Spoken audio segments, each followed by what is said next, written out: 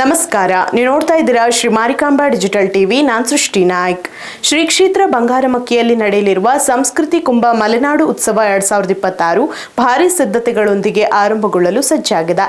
ಧರ್ಮ, ಸಂಸ್ಕೃತಿ, ವಿಜ್ಞಾನ ಮತ್ತು ಸಾಮಾಜಿಕ ಸೇವೆಯ ಮಹಾ ಸಂಗಮವಾಗಿರುವ ಈ ಉತ್ಸವಕ್ಕೆ ರಾಜ್ಯದ ವಿವಿಧ ಭಾಗಗಳಿಂದ ಸಾವಿರಾರು ಜನರು ಆಗಮಿಸುವ ನಿರೀಕ್ಷೆ ಇದೆ. ಸಂಸ್ಕೃತಿ ಕುಂಭ ಉತ್ಸವವು ಮಾರ್ಚ್ 27ರಿಂದ ಏಪ್ರಿಲ್ 2ರವರೆಗೆ ಅದ್ದೂರಿಯಾಗಿ ನಡೆಯಲಿದೆ ಎಂದು ಮಹಾಸಂಸ್ಥಾನದ ಶ್ರೀ ಮಾರುತಿ ಗುರೂಜಿ ತಿಳಿಸಿದರು. ಧರ್ಮ, ಸಂಸ್ಕೃತಿ, ಜ್ಞಾನ ಹಾಗೂ ಸಾಮಾಜಿಕ ಸೇವೆಯ ಮಹಾಸಂಗಮವಾಗಿ ಸಂಸ್ಕೃತಿ ಕುಂಭ ಮಲೆನಾಡ ಉತ್ಸವ 2026 ಮಾರ್ಚ್ 27ರಿಂದ ಏಪ್ರಿಲ್ 2ರವರೆಗೆ ಶ್ರೀ ಕ್ಷೇತ್ರ ಬಂಗಾರಮಕ್ಕಿಯಲ್ಲಿ ನಡೆಯಲಿದೆ ಎಂದು ಶ್ರೀ ಮಾರುತಿ ಗುರೂಜಿ ತಿಳಿಸಿದ್ದಾರೆ. ಕಾರವಾರದಲ್ಲಿ ಮಾಧ್ಯಮಗೋಷ್ಠಿ ನಡೆಸಿ ಮಾತನಾಡಿದ ಅವರು, ಮಲೆನಾಡು ಮತ್ತು ಕರಾವಳಿ ಭಾಗಗಳ ಸಂಸ್ಕೃತಿಯನ್ನ ಮುಂದಿನ ಪೀಳಿಗೆಗೆ ಪರಿಚಯಿಸುವುದು ಮತ್ತು ಸಂರಕ್ಷಿಸುವುದು ಈ ಉತ್ಸವದ ಮುಖ್ಯ ಉದ್ದೇಶವಾಗಿದೆ. ಈ ಮಹೋತ್ಸವವು ಆಧ್ಯಾತ್ಮಿಕತೆ, ಪರಿಸರ ಜಾಗೃತಿ, ಸಾಮಾಜಿಕ ಸೇವೆ ಮತ್ತು ಜ್ಞಾನ ಹಂಚಿಕೆಗೆ ವೇದಿಕೆಯಾಗಿದೆ. ಉತ್ಸವದಲ್ಲಿ ಪ್ರತಿದಿನ ಸುಮಾರು 20,000ಕ್ಕೂ ಹೆಚ್ಚು ಭಕ್ತರು ಮತ್ತು ಸಾರ್ವಜನಿಕರು ಭಾಗವಹಿಸುವ ನಿರೀಕ್ಷೆ ಇದೆ. ರಾಜ್ಯ ಹಾಗೂ ಕೇಂದ್ರದ ಗಣ್ಯರು, ವಿಜ್ಞಾನಿಗಳು, ರೈತರು, ಕಲಾವಿದರು ಸೇರಿದಂತೆ ವಿವಿಧ ಕ್ಷೇತ್ರಗಳ ಪ್ರತಿನಿಧಿಗಳು ಪಾಲ್ಗೊಳ್ಳಲಿದ್ದಾರೆ. ಮಾರ್ಚ್ 27ರಂದು ಇಸ್ರೋ ಮಾಜಿ ಅಧ್ಯಕ್ಷ ಎಎಸ್ ಕಿರಣ್ ಕುಮಾರ್ ಉತ್ಸವ ಉದ್ಘಾಟನೆ ಮಾಡಲಿದ್ದು, ವಿಜ್ಞಾನ ಪ್ರದರ್ಶನ ಹಾಗೂ ಮಕ್ಕಳೊಂದಿಗೆ ಸಂವಾದ ನಡೆಸಲಿದ್ದಾರೆ. ಮಾರ್ಚ್ 29ರಂದು ಪಶ್ಚಿಮ ಘಟ್ಟ ರಕ್ಷಣೆ ಮತ್ತು ಶರಾವತಿ ನದಿ ಉಳಿವಿನ ಕುರಿತು ಜಾಗೃತಿ ಸಮಾವೇಶ ನಡೆಯಲಿದೆ. ಶ್ರೀ ಕ್ಷೇತ್ರ ಬಂಗಾರಮಕ್ಕಿಯಲ್ಲಿ ನಡೆತಕ್ಕಂಥ ಧಾರ್ಮಿಕ ಕಾರ್ಯಕ್ರಮದ ಜೊತೆಯಲ್ಲಿ ಶರಾವತಿ ಪಂಪ್ ಸ್ಟೋರೇಜ್ ಸಂಬಂಧಪಟ್ಟಂತೆ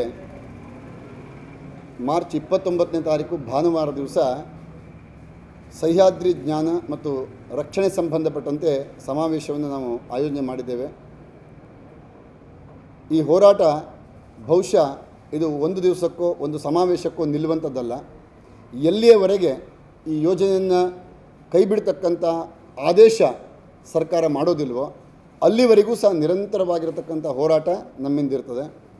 ಇದನ್ನು ಆಂದೋಲನ ರೀತಿಯಲ್ಲಿ, ಪ್ರತಿಭಟನೆ ರೀತಿಯಲ್ಲಿ, ಧರಣಿಯ ರೀತಿಯಲ್ಲಿ, ಸತ್ಯಾಗ್ರಹ ರೀತಿಯಲ್ಲಿ, ಕಾನೂನಾತ್ಮಕ ದೃಷ್ಟಿಯಿಂದನೂ ಸಹ ಹೋರಾಟ ಮಾಡ್ತಕ್ಕಂಥ ಹೆಜ್ಜೆಯನ್ನು ಇಟ್ಟಿದ್ದೇವೆ. ಇದಕ್ಕೆ ಸರ್ಕಾರ ಸ್ಪಂದಿಸಬೇಕು, ಜನಪ್ರತಿನಿಧಿಗಳು ಇದನ್ನು ಅರ್ಥ ಮಾಡಿಕೊಳ್ಬೇಕು, ಜನರ ನೋವಿಗೆ ಸ್ಪಂದಿಸಿ, ಜೀವ ವೈವಿಧ್ಯತೆ ನೋವಿಗೆ ಸ್ಪಂದಿಸಿ ಇದನ್ನು ಕೈ ಬಿಡ್ತಕ್ಕಂಥ ನಿರ್ಣಯ ಕೈಗೊಳ್ಳಬೇಕು ಅಂಥೇಳಿ ನಾವು ಆಗ್ರಹಿಸ್ತಾ ಇದ್ದೇವೆ. ಇದರ ಜೊತೆಗೆ ಉದ್ಯೋಗ ಮೇಳ, ಸಾಹಿತ್ಯೋತ್ಸವ, ಮೀನುಗಾರರ ಸಮ್ಮೇಳನ, ರೈತೋತ್ಸವ ಹಾಗೂ ಏಪ್ರಿಲ್ 2ರಂದು ಬೃಹತ್ ಆರೋಗ್ಯ ತಪಾಸಣೆ ಶಿಬಿರ ಸೇರಿದಂತೆ ಹಲವು ಕಾರ್ಯಕ್ರಮಗಳು ನಡೆಯಲಿದೆ ಎಂದು ಬಂಗಾರಮಕ್ಕಿ ಮಹಾಸಂಸ್ಥಾನದ ಶ್ರೀ ಮಾರುತಿ ಗುರೂಜಿ ತಿಳಿಸಿದರು. ಇನ್ನು ಪತ್ರಕರ್ತರ ಪ್ರಶ್ನೆಗೆ ಉತ್ತರಿಸಿದ ಮಾರುತಿ ಗುರೂಜಿ, ಶರಾವತಿ ಪಂಪ್ ಸ್ಟೋರೇಜ್ ಯೋಜನೆಯ ಹಿಂದೆ ಕಾಣದ ಕೈಗಳು ಹಾಗೂ ಹಣದ ಪ್ರಭಾವ ಕೆಲಸ ಮಾಡುತ್ತಿದೆ ಎಂದು ಆರೋಪಿಸಿದರು. ನ್ಯಾಯಾಲಯದಿಂದ ತಡೆಯಾಜ್ಞೆ ಸಿಕ್ಕಿದ್ರೂ ಅಧಿಕಾರಿಗಳು ಹಾಗೂ ರಾಜಕಾರಣಿಗಳು ಅಭಿವೃದ್ಧಿ ಹೆಸರಲ್ಲಿ ಮುಂದಿನ ಭವಿಷ್ಯವನ್ನ ಯೋಚನೆ ಮಾಡದೆ ಮುಂದುವರಿಯುತ್ತಿದ್ದಾರೆ ಎಂದು ಕಿಡಿಕಾರಿದ್ರು. ಈ ಯೋಜನೆ ಜಾರಿಯಾದ್ರೆ ಅದು ನನ್ನ ಸಮಾಧಿಯ ಮೇಲೆ ಆಗಬೇಕು, ಆ ಕ್ಷಣದಲ್ಲಿ ನಾನು ಇರೋದಿಲ್ಲ ಅಂತ ಭಾವೋದ್ರಿಕ್ತರಾಗಿ ಮಾತನಾಡಿದ್ರು. ನಿಮಗೆ ಶರಾವತಿ ಪಂಪ್ ಸ್ಟೋರೇಜ್ ವಿಚಾರದಲ್ಲಿ ನಾವು ಅಷ್ಟೇ ಗಟ್ಟಿಯಾದ ನಿಲುವನ್ನು ಇಟ್ಕೊಂಡಿದ್ದೇವೆ. ಶರಾವತಿ ಪಂಪ್ ಸ್ಟೋರೇಜ್ ಯೋಜನೆ ಆಗಿದೆ ಅಂತ ನಿಮಗೇನಾದ್ರು ಅನಿಸಿದ್ರೆ ಆವತ್ತು ನಾನು ಇಲ್ಲ ಅಂತ ತಿಳ್ಕೊಂಡಿರಿ, ನನ್ನ ಜೀವಂತ ಇಲ್ಲ ಅಂತ ತಿಳ್ಕೊಂಡಿರಿ. ನನ್ನ ಬಲಿಯ ಮೇಲೆ ಆಗಬೇಕು ಅದು. ಇದು ನನ್ನ ಆರಂಭದ ಮಾತು ಹೌದು, ಇವತ್ತು ಮಾತು ಹೌದು, ನಾಳೆ ಮಾತು ಇದೆ ಹೌದು. ಅದರಲ್ಲಿ ವ್ಯತ್ಯಾಸ ಇದೆ. ಯಾಕೆಂದರೆ ಇದರ ಹಿಂದೆ ಕಾಣದ ಅನೇಕ ಕೈಗಳು ಕೆಲಸ ಮಾಡ್ತವೆ, ಕುರುಡು ಕಾಂಚನ ಕೆಲಸ ಮಾಡ್ತದೆ, ಅಧಿಕಾರಿಗಳ ದಾಹ ಇದರಲ್ಲಿದೆ, ರಾಜಕೀಯದ ದಾಹದ ಪ್ರಭಾವವೇ ಇದೆ ಇದರಲ್ಲಿ. ಆ ಕಾರಣಕ್ಕಾಗಿ ಎಷ್ಟೋ ಯೋಜನೆಗಳು ಮುಂದಿನ ಭವಿಷ್ಯವನ್ನು ಯೋಚನೆ ಮಾಡಿದೆ, ಅಭಿವೃದ್ಧಿ ಅನ್ನುವ ಹೆಡ್ಡಿಂಗನ್ನು ಕೊಟ್ಟುಕೊಂಡು ಇಲ್ಲಿ ಬಲಿಯಾಗ್ತಾ ಇದ್ದಾರೆ. ಈಗಾಗಲೇ ಯುನೆಸ್ಕೋ ಈ ಪಶ್ಚಿಮ ಘಟ್ಟದಲ್ಲಿ ಯಾವುದೇ ಕಾರ್ಯವನ್ನು ಮಾಡಬೇಕು ಅಂತಾದರೆ ತಮ್ಮ ಅನುಮತಿಯನ್ನು ಪಡೆದು ಮಾಡಬೇಕು, ತಮ್ಮ ಗಮನಕ್ಕೆ ಬರದೆ ಯಾವ ಕಾರ್ಯ ಮಾಡಬಾರದು ಅನ್ನುವ ನಿರ್ದೇಶನವನ್ನು ಬಹುಶಃ ಮೊನ್ನೆ ಕೊಟ್ಟಿದೆ. ನಿನ್ನೆ ಮಾಧ್ಯಮದಲ್ಲೂ ಸಹ ಆ ಬಗ್ಗೆ ವರದಿ ಆಗಿದೆ. ಇದು ಬಹಳ ಒಂದು ಸಂತೋಷದ ವಿಚಾರ. ಯುನೆಸ್ಕೋವನ್ನು ನಾವು ಅಭಿನಂದಿಸ್ತೇವೆ. ಯಾಕೆಂದರೆ ಈ 10 ವರ್ಷದಲ್ಲಿ 8.16 ಬಿಲಿಯನ್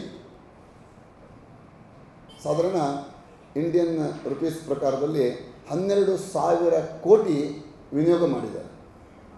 12,000 ಕೋಟಿ ಅವರಿಗೆ ಹೇಳಲಿಕ್ಕೆ ಹಕ್ಕು ಉಂಟು. ಯಾಕೆಂದರೆ ಇದರ ರಕ್ಷಣೆಗಾಗಿ ಅವರು ಹಣವನ್ನು ತೆತ್ತಿದ್ದಾರೆ. ಆ ಕಾರಣಕ್ಕೆ ಅವರು ನಿನ್ನೆ ಕೊಟ್ಟಂಥ ವರದಿ ನಾವು ಖಂಡಿತವಾಗಿ ಅಭಿನಂದಿಸ್ತೇವೆ. ನಾವು ಈಗಾಗಲೇ 1 ವರ್ಷದಿಂದಲೇ ಅವರಿಗೆ ನಾವು ಪತ್ರವನ್ನು ಬರೆದಿದ್ವಿ. ಆ ಪತ್ರಕ್ಕೆ ಬಹುಶಃ ಸ್ಪಂದಿಸ್ತಕ್ಕಂಥ ಕೆಲಸ ಈಗ ಆರಂಭ ಆಗಿದೆ. ಕೇವಲ ಸರ್ಕಾರದಲ್ಲಿ ನಾವು ಮನವಿ ಮಾಡಿದ್ದಲ್ಲದೆ ಯುನೆಸ್ಕೋಕ್ಕೂ ನಾವು ಮನವಿಯನ್ನು ಮಾಡಿದ್ವಿ. ಅವರ ಸ್ಪಂದನೆ ಸಿಕ್ಕಿದೆ. ಸರ್ಕಾರ ಆದಷ್ಟು ಬೇಗ ಕಣ್ತೆರೆದು ಕಿವಿ ತೆರೆದು ಈ ಕಾರ್ಯಕ್ಕೆ ಸ್ಪಂದಿಸ್ತದೆ ಅಂತ ಭಾವಿಸ್ತೇವೆ, ಸ್ಪಂದಿಸ್ತದೆ ಅಂತ ಬಯಸ್ತೇವೆ. ನಾವು ಇವತ್ತಿಲ್ಲಿ 16,000 ಮರಕ್ಕೆ ನಾನು ಅಷ್ಟೇ ಬಡ್ಕೊಳ್ತಾ ಇಲ್ಲ, ಅಥವಾ 54 ಹೆಕ್ಟೇರ್ ಜಾಗ ಹೋಗ್ತದೆ, ಖಂಡಿತ ಅಲ್ಲ. ನೀವು KPC ಅವರು ಕೇಳಿ ಹೇಳ್ತಾರೆ, ನಾವು ಪಂಪ್ ಸ್ಟೋರೇಜ್ಗಾಗಿ 1 ಇಂಚು ಜಾಗ ಹೋಗ್ತಾ ಇಲ್ಲ ಅಂತೇಳಿ. ಯಾಕಂದರೆ ನಾವು ಭೂಮಿ ಅಡಿಗೆ ಮಾಡ್ತಾ ಇದ್ದೇವೆ, ನಿಮ್ಗೆ ಯಾವ ಮರನೂ ಹೋಗೋದಿಲ್ಲ ಅಂತ ಹೇಳ್ತಾರೆ. ಆದರೆ ಭೂಮಿ ಅಡಿಗೆ ಮಾಡುವಾಗ ಆ ಸುರಂಗದ ನಿಮಗೆ ಟೆನಲಿನ ಕಬ್ಬಿಣದ ಲೋಹ ಇರ್ತದಲ್ಲ, ಅದನ್ನು ತೆಗೆದುಕೊಂಡು ಹೋಗಲಿಕ್ಕೆ ಅವರಿಗೆ ರೋಡ್ ಬೇಕು. 40 ಅಡಿ ಅಗಲದ ರೋಡ್ ಬೇಕು ಅವರಿಗೆ. ಹಾಗಾಗಿ 60 ಅಡಿ ಅಗಲ ಜಾಗವನ್ನು ಗುರುತಿಸ್ಕೊಂಡಿದ್ದಾರೆ. ಅಲ್ಲಿ ಮರ ಹೋಗ್ತಾ ಇದೆ ಬಿಟ್ಟರೆ ಇನ್ನೆಲ್ಲೂ ಮರ ಹೋಗ್ತಾ ಇಲ್ಲ. ಎಷ್ಟು ಸೂಕ್ಷ್ಮವಾಗಿ ಅವರು ಮಾತನಾಡ್ತಾರೆ ಅಂತಂದರೆ, 16,000 ಮರ ಅವರಿಗೆ ಏನೂ ಅಲ್ಲ. ಇಲ್ಲಿ ನಾವು ಯೋಚನೆ ಮಾಡಬೇಕು. ನೀವು ವಿದ್ಯುತ್ ಉತ್ಪಾದನೆ ಮಾಡೋ ತನಕ ಮೆಗಾ ಇಂಜಿನಿಯರ್ ಸಂಬಂಧಪಟ್ಟಂಥ ಸಂಸ್ಥೆದೋ ಅಥವಾ KPCದೋ ಆಗಿರ್ತದೆ. ವಿದ್ಯುತ್ ಉತ್ಪಾದನೆ ಮಾಡಿದ ನಂತರ ಅದು ಅವರ ಸ್ವಾಧೀನ ಅಲ್ಲ, ಅದು ರಾಷ್ಟ್ರೀಯ ಸ್ವತ್ತು ಅಂತ ಆಗ್ತದೆ. ವಿದ್ಯುತ್ ಉತ್ಪಾದನೆ ಮಾಡಿದ ನಂತರ ಆನಂತರ ಹೋಗುವ ಜಾಗಕ್ಕೆ ಯಾವ ಕಾನೂನು ಸಹ ತಡೆಯಲಿಕ್ಕೆ ಸಾಧ್ಯ ಇಲ್ಲ. ಆಗ ಜನರಿಗೆ ಎಚ್ಚರ ಆಗ್ಬೋದು. ಬಹುಶಃ ಇವತ್ತು ನಾವು ಹೇಳಿದಂಥ ಧ್ವನಿ ಜನಸಾಮಾನ್ಯರಿಗೆ ಅರ್ಥ ಆಗದೇ ಇರ್ಬೋದು. ಏನಪ್ಪ ಸುಮ್ಮನೆ ಹೋರಾಟ ಮಾಡ್ತಾರೆ, ಅದೊಂದು ಹಾಕ್ಕೊಂಡು ಹೋದ್ರೆ ಏನು ಅಭಿವೃದ್ಧಿ ಆಗಲಿ ಎನ್ನುವ ಭಾವನೆ ಕೆಲವರು ಹುಟ್ಟಾಕ್ತಾ ಇದ್ದಾರೆ, ಮಾತನಾಡ್ತಾ ಇದ್ದಾರೆ. ಆದರೆ ನಮ್ಮ ಧ್ವನಿ ಕೇವಲ ಇಷ್ಟಕ್ಕೆ ಅಲ್ಲ, ಇಲ್ಲಿ ಆಗ್ತಕ್ಕಂಥ ಮುಂದಿನ ಅನಾಹುತಗಳನ್ನು ನಾವು ಯೋಚನೆ ಮಾಡಿದರೆ ಖಂಡಿತ ಸಮಾಜದ ಪ್ರತಿಯೊಬ್ಬ ಪ್ರಜೆಯ ಕರ್ತವ್ಯ ಇದನ್ನು ತಡಿಬೇಕು. ಈಗ ನೋಡಿ, ಕೋರ್ಟಲ್ಲಿ ಸ್ಟೇ ಆಗಿದೆ. ಜನರಿಗೆ ನೀವು ಸಭೆ ಇಟ್ಕೊಂಡ್ರೆ ಕೋರ್ಟಲ್ಲಿ ಸ್ಟೇ ಆಗಿದೆಯಲ್ಲ, ನಾವು ಹೋಗಿದ್ರೂ ನಡೀತದೆ. ಈ ಕಾರಣಕ್ಕಾಗಿ ಜನರ ಭಾವನೆಯಲ್ಲಿ ವ್ಯತ್ಯಾಸ ಆಗ್ತಾ ಇರೋದ್ರಿಂದ ಒಗ್ಗೂಡಲಿಕ್ಕೆ ಸಮಸ್ಯೆ ಆಗ್ತಾಯಿದೆ.